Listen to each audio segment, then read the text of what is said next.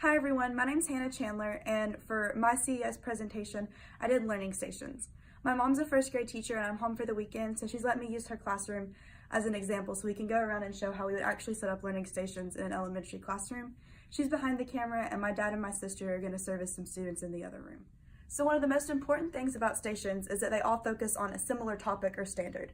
So all these stations that I'm going to show you today are going to be examples of literacy stations. It's best if you can set up your stations with groups of 3 to 5 students, and really the amount of stations isn't so much important as long as you have enough time to cover everything you need to cover. So the first station we would do is a literacy skill station. Here I would sit, over here is the teacher, and I would have my students sit right here.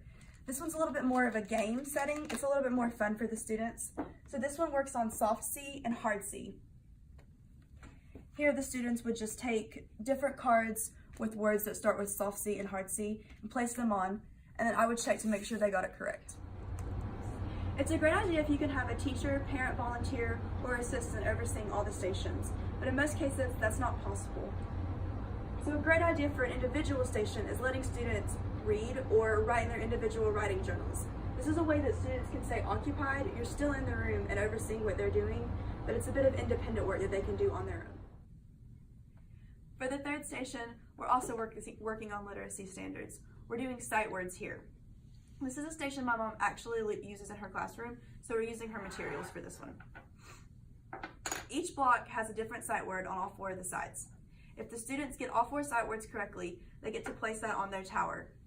So each block they get the sight words correctly will be added to the tower, and the students with the highest tower at the end of the station will win. Give, once, fly, round. Good.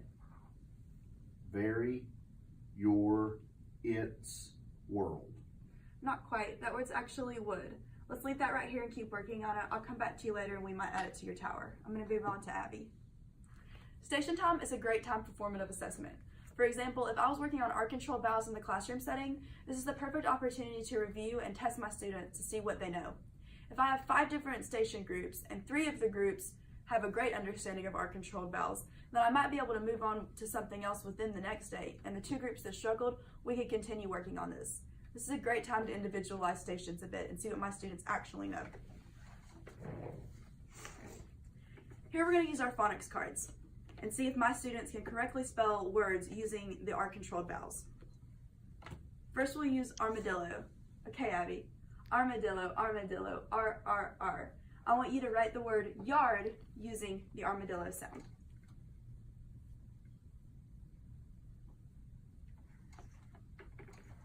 As you guys can see, Abby's correctly spelled the word yard. So I know that she has a pretty good understanding of when to use the armadillo AR art-controlled vowel sound. Okay, Abby. Next, we're going to do stork, stork, stork, or. I want you to write the word born using the OR sound.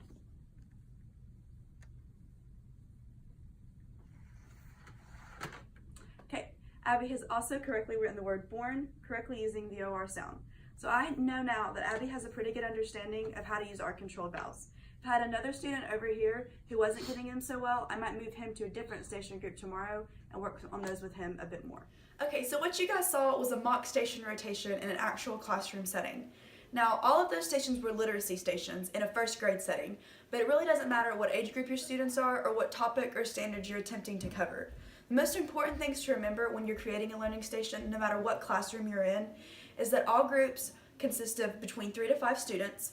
That's the perfect individualized learning station. You can work with each student individually, and they have enough going on that the other students can be occupied as you're working with that one student. Another thing that's important to remember is that you have multiple stations going at one time. You need to keep a consistent flow of your classroom.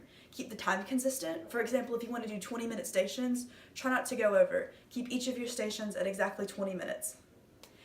The final thing to remember is to plan ahead. It's not good to just wing it with stations. You need to have a good, clear idea of what you're doing, and you need to make sure that all of your students understand the flow and the organization of each station before you begin.